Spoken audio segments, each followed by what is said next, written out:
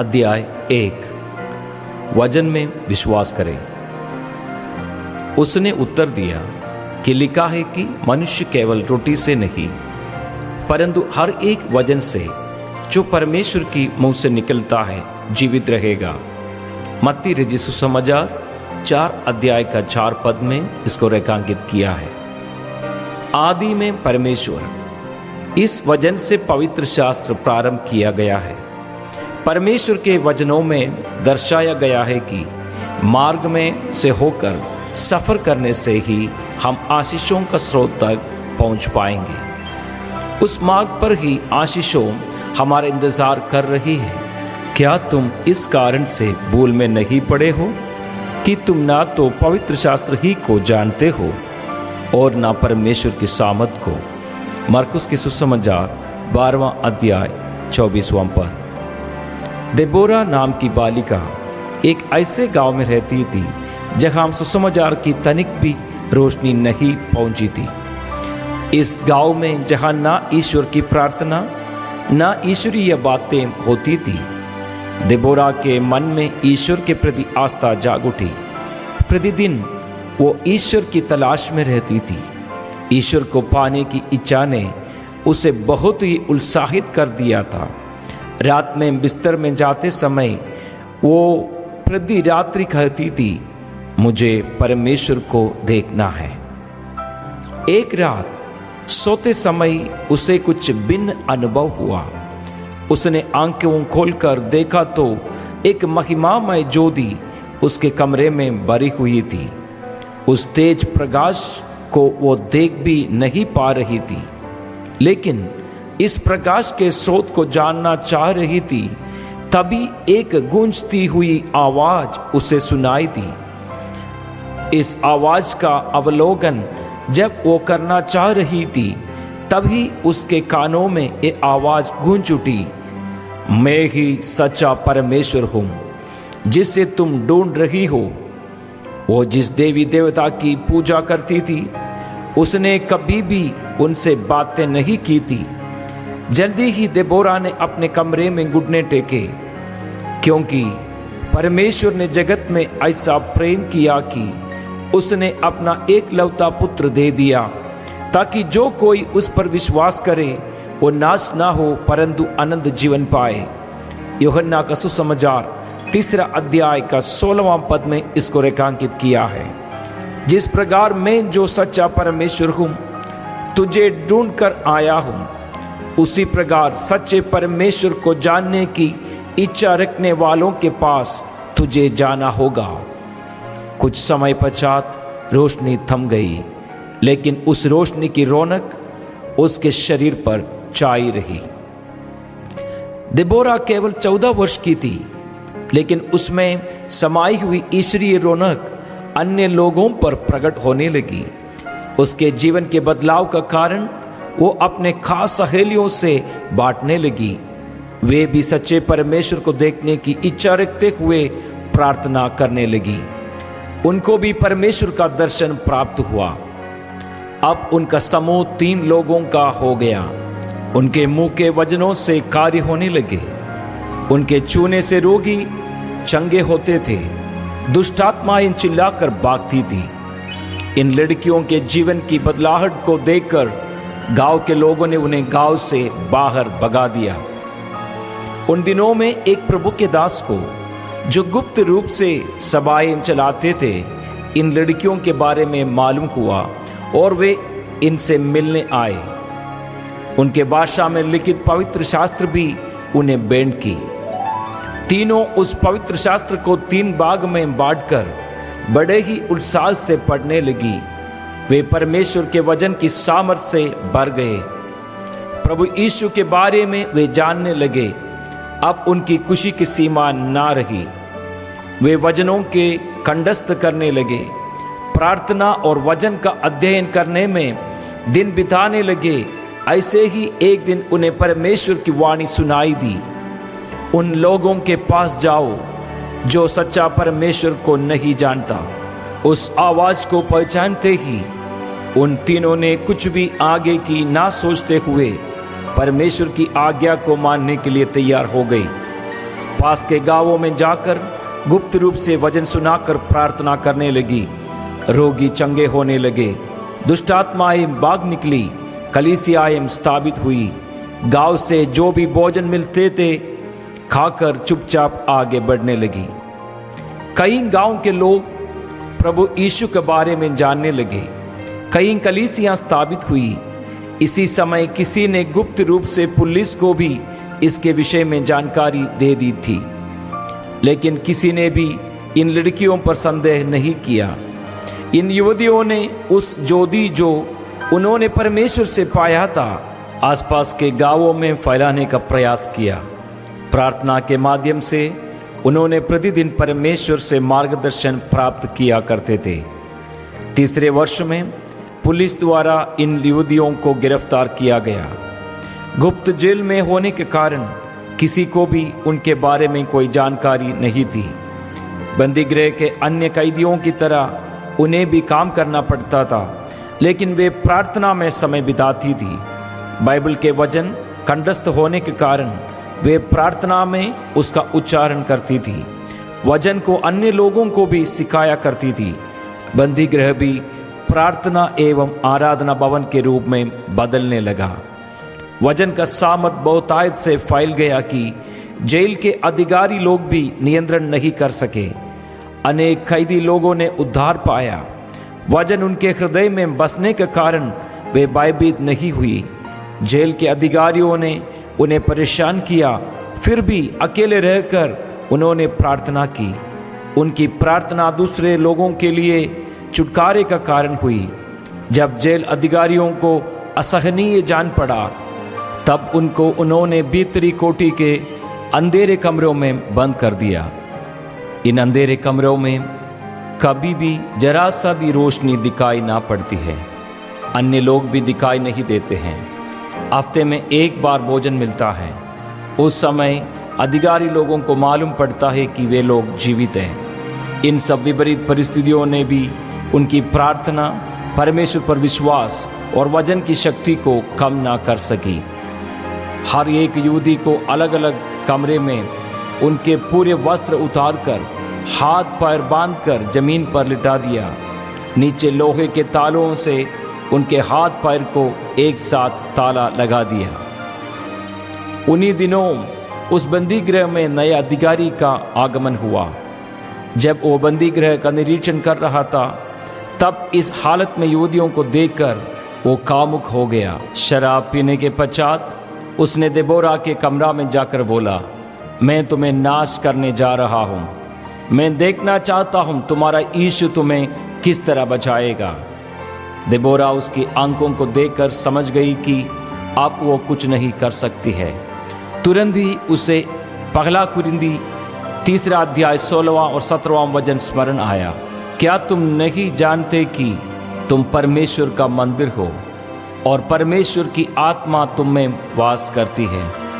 यदि कोई परमेश्वर के मंदिर को नष्ट करेगा तो परमेश्वर उसे नष्ट करेगा, क्योंकि परमेश्वर का मंदिर पवित्र है और वो तुम हो। देबोरा इस वचन को ऊंचे शब्दों में दोहराने लगी। अधिकारी ने दोबारा के पास जाकर जैसे ही झुकने की कोशिश की, तुरंत वो पीछे की ओर फिक गया और बेहोश हो गया। आंखें बंद करके देबोरा परमेश्वर के वचन बोलती रही। कुछ घंटों के बाद उस अधिकारी को कमरे के बाहर ले जाया गया। अधिकारी ने अपने साथियों को सारी बातें कह सुनाई। उस यहूदी में कुछ शक्ति है। जी हाँ, वचन की सामर्थ जो वचन पर विश्वास करने वालों में है। इब्रानियों 4:12 में लिखा है, परमेश्वर का वचन जीवित और प्रबल है। परमेश्वर के वचन को पढ़े और उसकी सामर्थ को पहचानिए। परमेश्वर का वचन ही परमेश्वर के लोगों की आशीष एवं छुटकारे का आधार है। जितना अधिक हम वचन को समझने, उतनी ही मात्रा में हम परमेश्वर से प्रेम करेंगे। परमेश्वर के वचन के लिए हमारी लालसा परमेश्वर का हमारे जीवन में स्थान बताती है। इन अंतिम दिनों में हमें भी परमेश्वर के वचन व सामर्थ को अच्छी तरह से अनुभव करना है। निर्गमन की पुस्तक में हमें लंबे समय तक दुख एवं तकलीफ में रहने वाले परमेश्वर के लोगों की कराहना सुनाई पड़ती है। उनके संकट के समय का अंत जानने के लिए उन्होंने परमेश्वर को पुकार कर दुहाई दी। तब उन्होंने ये शब्द सुना, इस्राएलियों की चिल्लाहट मुझे सुनाई पड़ी है और मुझे दिखाई पड़ा है। निर्गमन 3 अध्याय 9 पद में रेखांकित किया है। परमेश्वर की वाणी सुनना ही उसके लोगों के लिए इसी पृथ्वी पर सबसे उत्तम बात है। इस्राएल लोगों ने परमेश्वर की वाणी को सुना। मूसा ने भी परमेश्वर की वाणी को सुना। परमेश्वर की वाणी हमारे कानों तक पहुंचते ही उसका कार्य प्रारंभ हो जाते हैं। इस्राएलियों के जीवन में भी ऐसा ही हुआ। पिता परमेश्वर ने अपने आप को इस संसार में प्रकृति द्वारा, यीशु मसीह के द्वारा और परमेश्वर के वचन द्वारा प्रकट किया। इब्रानियों 4:12 में रेखांकित किया है कि क्योंकि परमेश्वर का वचन जीवित, प्रबल और हर एक दोधारी तलवार से भी बहुत चौका है, प्राण और आत्मा को और गांठ गांठ और गुदे गुदे को अलग करके आर पार छेदता है और मन की भावनाओं और विचारों को जांचता है। हमारे हृदय की हालत और दुखों को जानकर केवल परमेश्वर का वचन ही हमसे बात करता है। पवित्र बाइबल केवल एक धर्म ग्रंथ नहीं है, ये परमेश्वर का संदेश है मनुष्यों के लिए। धर्मशास्त्र परमेश्वर से मनुष्यों में, मनुष्य से कागज में, कागज से मनुष्य के हृदयों में। परमेश्वर की पवित्र आत्मा से प्रेरित होकर 40 से अधिक लेखकों के द्वारा 1500 BC से लेकर AD 100 तक 1600 वर्षों से ये पवित्र बाइबल लिखी गई है। इसके वचन निराश्य लोगों के लिए आशा, भटके हुए लोगों के लिए मार्गदर्शक है। पापी व्यक्ति को पापों का आभास कराते हैं, कपटी को डांटता है और विश्वासी को धर्मी बनाते हैं। ये आत्मिक रूप से भूखे लोगों के लिए भोजन, प्यासों के लिए जीवन का जल है। अंधकार में ज्योति, गरीबी में संपन्नता, कड़वे परिस्थिति में शहद और शैतान से लड़ने के लिए तलवार है। परमेश्वर का वचन बीमारी एवं पीड़ा के लिए औषधि है। वैज्ञानिक शास्त्र एवं दवाई जहाँ कार्य नहीं कर पाते हैं, वहाँ परमेश्वर का वचन मनुष्य के प्राण और आत्मा में, गाढ़ और गूदे में भी कार्य करके नया जीवन प्रदान करता है।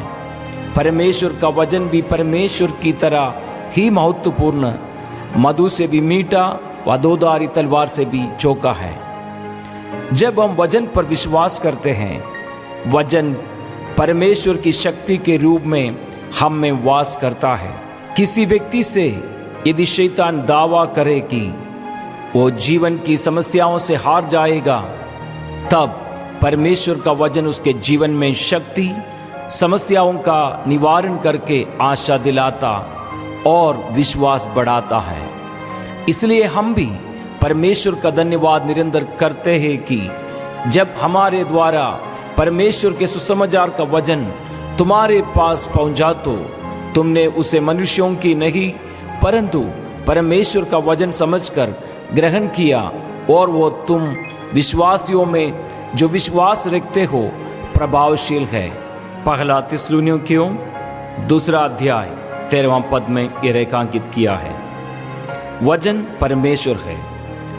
यूहन्ना का सुसमाचार 1 अध्याय का 1 पद में ये रेखांकित किया है। वचन को सुनकर उनको मानने से वचन हमारे हृदय में वास करता है। एक विश्वासी वचन में ही बढ़ता है। निर्मल आत्मिक दूध की लालसा करो ताकि उसके द्वारा उद्धार पाने के लिए बढ़ते जाओ। 1 पत्रस 2 अध्याय 2 पद में इस वचन को रेखांकित किया है। आत्मिक मनुष्य के बढ़ने में वचन का महत्वपूर्ण स्थान है। वचन जिस विश्वासी के भीतर ना हो, वो आत्मा में बढ़ नहीं सकता, वो थकित हो जाता है। प्रभु यीशु के समीप आए हुए सदूकियों से यीशु ने कहा, तुम पवित्र वचन और परमेश्वर की शक्ति के विषय में नहीं जानते, इसलिए बिगड़ जाते हैं। एक विश्वासी के लिए पवित्र वचन और परमेश्वर की शक्ति पक्षी के 2 पंख की तरह है। क्रूस का वजन नाश होने वालों के लिए मूर्खता और उद्धार पाने वालों के लिए परमेश्वर की शक्ति है। पहला कुरिन्थियों पहला अध्याय 18 पद में रेखांकित किया है। बीज बोने वाले दृष्टांत की व्याख्या प्रभु यीशु ने इस प्रकार की, जो कोई वचन सुनकर नहीं समझता, उसके मन में जो कुछ बोया गया था उसे दुष्ट आकर छीन ले जाते हैं। जो वचन को सुनकर समझता है और फल लाता है, कोई 100 गुना, कोई 60 गुना और कोई 30 गुना। मत्ती का सुसमाचार 13वां अध्याय 18 पद से 23 पद तक इसको रेखांकित किया है। यदि हम वचन को सुनकर मन में ना रखे तो उस वचन से हमें जो आशीषें प्राप्त होनी थी उसे शैतान नष्ट कर देगा। रोमियो 10 अध्याय का 8 में इस प्रकार लिखा हुआ है, वचन तेरे निकट है, तेरे मुंह में और तेरे मन में है। जितने वचन में तुझसे कहूँ वे सब हृदय में रख और कानों से सुन। यहेजकेल नबी के पुस्तक 3 अध्याय 10 पद में इसको रेखांकित किया। सुने हुए वचन को हमें मन में रखना है और मुंह से बारंबार बोलना है। जो अंधियारे और मृत्यु की छाया में बैठे और दुख में पड़े, इसलिए कि वे परमेश्वर के वचनों के विरुद्ध चले, ठोकर खाकर गिर पड़े और उनको कोई सहायक ना मिला। भजन संहिता 107 का 10, 11, 12 पद में ये रेखांकित किया। अब जाने या अनजाने में लोग ये गलती करते ही रहते हैं। यदि परमेश्वर हमें कष्ट देकर दंड देते तो हमें परमेश्वर से अपनी गलतियों के लिए माफी मांगना ही एकमात्र निवारण है। परमेश्वर के वचन से बलवा करने का तात्पर्य है कि वचन को सुनकर उसे ना मानना। प्रकाशित वाक्य 19 अध्याय का 13 पद में उसका नाम परमेश्वर का वचन है करके रेखांकित किया है। वचन को ना मानना परमेश्वर की निंदा करने के तुल्य है। ये हमें कष्टता एवं अंधकार की ओर ले जाएगा। हम स्वयं ही अपने लिए इस तरह की परिस्थिति उत्पन्न करते हैं। क्या मेरा वचन आग सा नहीं है? फिर क्या वो ऐसा हथौड़ा नहीं जो पत्थर को फोड़ डाले? यिर्मयाह 23 का 29 पद में रेखांकित किया है। हम निश्चय करें और परमेश्वर से माफी मांगकर उसके वचन की ओर फिरे। पत्थर को फोड़ डालने वाले हथौड़े के जैसा वचन हमें बल दे कि हम अपने समझ बड़े प्रश्नों को तोड़ सके। परमेश्वर की इच्छा को जानने, शैतान पर जय पाने के लिए जो वचन रूपी हथियार हमारे हाथों में दिया गया है, उसकी महानता को हम समझें। हमेशा स्थिर रहने वाला एवं ना टलने वाला वचन पर हम विश्वास करें और वायदों को प्राप्त करें। मत्ती का सुसमाचार 5 की 18 वचन, यूहन्ना के सुसमाचार 10 का 35 वचन में ये रेखांकित किया है। वचन की शक्ति केवल विश्वास करने वालों के लिए ही है। जब तेरे वचन मेरे पास पहुँचे तब मैंने उन्हें मानो खा लिया और तेरे वचन मेरे मन के हर्ष और आनंद का कारण हुए। यिर्मयाह 15वां अध्याय 16वां पद में रेखांकित किया।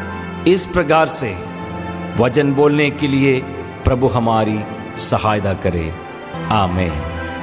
आपके लिए एक प्रश्न, हमारे हाथों में दिए गए पवित्र शास्त्र की महानता को क्या हम प्रतिदिन पढ़कर विश्वास करते हुए वायदों को प्राप्त करते हैं?